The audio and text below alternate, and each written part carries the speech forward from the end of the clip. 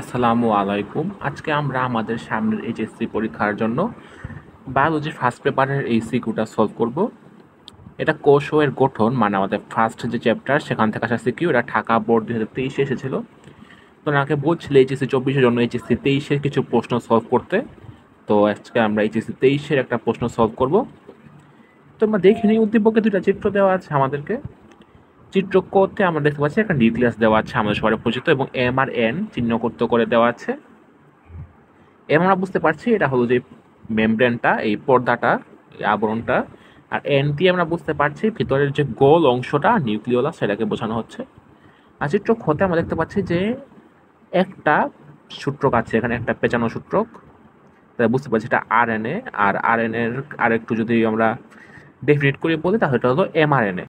এ UGC দেখতে পাচ্ছি, এ UGC মানে এটা হবে অবশ্যই আরএনএ। আর যেহেতু এই আকারটা দেখে আমরা বুঝতে পারছি এটা হলো এমআরএনএ। আমরা জানি এমআরএনএ একরকম, টিআরএনএ একরকম, এটা এমআরএনএ আমরা বুঝতে পারছি।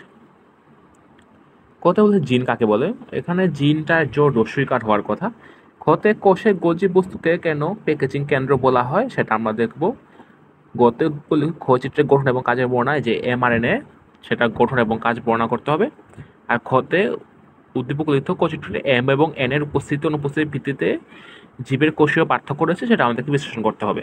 যে নিউক্লিয়ার মেমব্রেন আর নিউক্লিয়াসের উপস্থিতির উপর ভিত্তি করে যে উপস্থিতি অনুপস্থিতির ভিত্তি করে যে কোষীয় পার্থক্য আছে, সেটা আমাদেরকে বিশ্লেষণ করতে হবে। তাহলে এখন সবাই চলে যাই, তারা কোষবিদ্যাকে লাইক দিবে আর চ্যানেলটা সাবস্ক্রাইব করবে। তাহলে এখন শুরু করি। জিন কি? জিন আমরা জানি হলো এক ধরনের প্রোটিন। বলতে পারি যে জিন হলো এক ধরনের প্রোটিন যা ক্রোমোজোমে লোকাসে অবস্থিত এবং ডিএনএ অণুর সুনির্দিষ্ট সিকোয়েন্স, যা জীবের একটি নির্দিষ্ট কার্যকর সংকেত আবদ্ধ করে এবং বৈশিষ্ট্যের বিকাশ ঘটায়। জিন হলো এক ধরনের প্রোটিন যা ক্রোমোজোমের লোকাসে অবস্থিত ডিএনএ অণুর সুনির্দিষ্ট সিকোয়েন্স, যা জীবের একটি নির্দিষ্ট কার্যকর সংকেত আবদ্ধ করে এবং জীবের নির্দিষ্ট বৈশিষ্ট্যের বিকাশ ঘটায়। তো ছিল আমাদের জিন। হতে গোলজি বস্তুকে আমরা প্যাকেজিং সেন্টার, প্যাকেজিং কেন্দ্র কেন বলি? গোলজি বস্তু একটি বিপাকীয় সক্রিয় অঙ্গাণু এবং এরা কোষে বিভিন্ন গুরুত্বপূর্ণ কাজে নিয়োজিত। কোষে উৎপাদিত প্রোটিন ও লিপিডের মতো বৃহৎ অঙ্গাণুগুলোকে প্রক্রিয়াজাত ও ছিল্লিবদ্ধ করে, এটি হলো মূল কাজ। গোলজি বস্তুর এটা প্রধান কাজ। যেহেতু এটা বিভিন্ন বৃহৎ অঙ্গাণুকে প্রক্রিয়াজাত করছে, ছিল্লিবদ্ধ করছে, তাই একে কোষের প্যাকেজিং সেন্টারও বলা হয়। এছাড়াও গোলজি বস্তু কোষের কেন্দ্রীয় অংশ থেকে ছিল্লিবদ্ধ বস্তু, যেটাকে আমরা ভেসিকল বলি, কোষের পরিধি থেকে প্লাজমের মতো নিয়ে যায়। মানে এইটা তো প্যাকেজিং করেই একই সাথে বিভিন্ন যে ছিল্লিবদ্ধ বস্তু বা ভেসিকল, সেটাকে কোষের এক প্রান্ত থেকে আরেক প্রান্তে নিয়ে যায়। তাই এটাকে ট্রাফিক পুলিশও বলা হয়। ট্রাফিক পুলিশ যেরকম আমাদেরকে এক স্থান থেকে আরেক স্থানে যেতে নির্দেশনা দেয়, সাহায্য করে, তেমনি গোলজি বস্তুও যে এই যে ছিল্লিবদ্ধ বস্তুগুলো কোষের একদিক থেকে আরেক দিকে, কোষের পরিধির দিকে প্লাজমা মেমব্রেন পর্যন্ত নিয়ে যায়। তো ছিল আমাদের ক্ষয়ের স্থল। গোতে আমরা দেখেছিলাম যে আমরা আরএনএ দেখেছিলাম, বিশেষ করে এমআরএনএ। তার গঠন আর কাজ, যেসব আরএনএ জিনের সংকেত অনুযায়ী প্রোটিন সংশ্লেষের ছাঁচ হিসেবে কার্যকর হয়ে নির্দিষ্ট অ্যামিনো অ্যাসিড অনুক্রম বাছাই করে, সেগুলোকে আমরা মেসেঞ্জার আরএনএ বা বার্তাবহ আরএনএ বলি। ডিএনএ থেকে, এখানে আমাদেরকে এমআরএনএর একটা পরিচয় দেওয়া হয়েছে। ডিএনএ থেকে ট্রান্সক্রিপশনের মাধ্যমে এমআরএনএ সৃষ্টি হয়। আমরা জানি ডিএনএ থেকে ডিএনএ হয় রেপ্লিকেশন, ডিএনএ থেকে এমআরএনএ ট্রান্সক্রিপশন, আরএনএ থেকে আবার ট্রান্সলেশনের মাধ্যমে প্রোটিন। তো ডিএনএ থেকে ট্রান্সলেশনের মাধ্যমে এমআরএনএ সৃষ্টি হয়। এমআরএনএ লম্বা চেইনের মতো যেগুলো সূত্রে দেখলাম।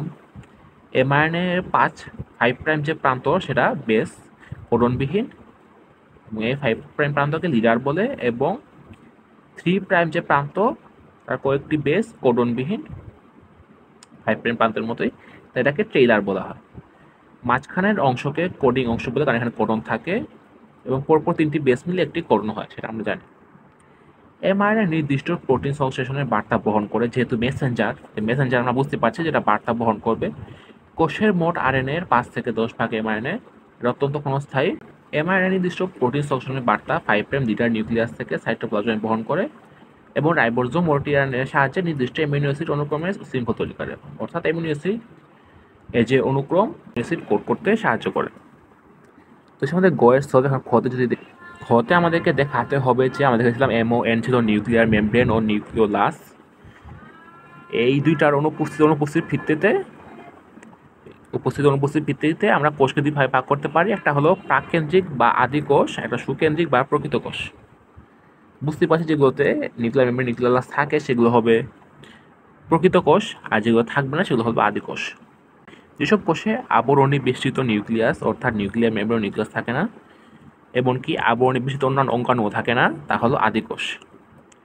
যেমন আমরা দেখতে পেয়েছি, যেমন গোলজি বস্তু আমরা পড়লাম, সেই গোলজি বস্তুও থাকবে না, আবরণী বেষ্টিত কোনো অঙ্গাণু এখানে থাকে না। এছাড়া আদি কোষে নন হিস্টোন প্রোটিনযুক্ত একটি মাত্র বৃত্তাকার কুণ্ডলিত ডিএনএ থাকে, যা সাইটোপ্লাজমে মুক্তভাবে অবস্থান করে। কিন্তু ডিএনএ যে পেঁচানো অবস্থায় থাকে সেটা এখানে হয় না, কারণ নন হিস্টোন। কারণ হিস্টোন প্রোটিনটা ডিএনএকে পেঁচাতে, যেমন নাটায় যেমন সুতা পেঁচানো থাকে, সেভাবে নাটায় সুতা পেঁচানোর মতো করে ডিএনএকে পেঁচাতে সাহায্য করে, ডিএনএ পেঁচানোতে সাহায্য করে। কিন্তু যেখানে নন হিস্টোন প্রোটিন, তার মানে হিস্টোন নেই এখানে, তার সাথে ডিএনএটা পেঁচানো যায় না, এটা কুণ্ডলিত অবস্থায় থাকে, এবং এই ডিএনএকে নিউক্লিয়েট বলে। আদি কোষের রাইবোজোম 70S প্রকৃতির, বিভাজন বায়োমাইটোসিস প্রক্রিয়ায় বিভাজিত হয়। আদি কোষে অবাধ শোষণ ঘটে। আদি কোষ দ্বারা গঠিত জীব হলো আদিকোষী জীব, যেমন মাইকোপ্লাজমা, ব্যাকটেরিয়া। মানে খুবই গরিব, মানে আদি কোষটা হলো গরিব কোষ, সবই প্রিমিটিভ এবং আদি বৈশিষ্ট্য এখানে আছে।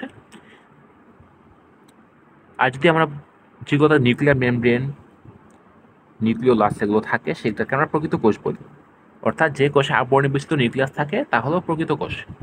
প্রকৃত কোষে নিউক্লিয়াস ছাড়া অন্যান্য আবরণী বেষ্টিত অঙ্গাণু থাকে, যেমন মাইটোকন্ড্রিয়া থাকে, ক্লোরোপ্লাস্ট থাকে, গোলজি বস্তু থাকে, লাইসোজোম থাকে। দুইস্তর বিশিষ্ট একটি আবরণী নিউক্লিয়ার মেমব্রেন দ্বারা পরিবেষ্টিত অবস্থায় নিউক্লিওপ্লাজম, নিউক্লিওলাস এবং একাধিক ক্রোমোজোম নিয়ে নিউক্লিয়াস গঠিত হয়। প্রকৃত কোষের ক্রোমোজোম লম্বা এবং পেঁচানো থাকে, লম্বাকে বৃত্তাকার না, দুই প্রান্ত বিশিষ্ট, এবং ডিএনএ ও হিস্টোন প্রোটিন সমন্বয়িত।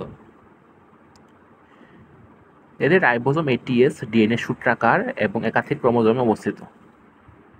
এখানে কোষ বিভাজন মাইটোসিস ও মায়োসিস প্রকৃতির।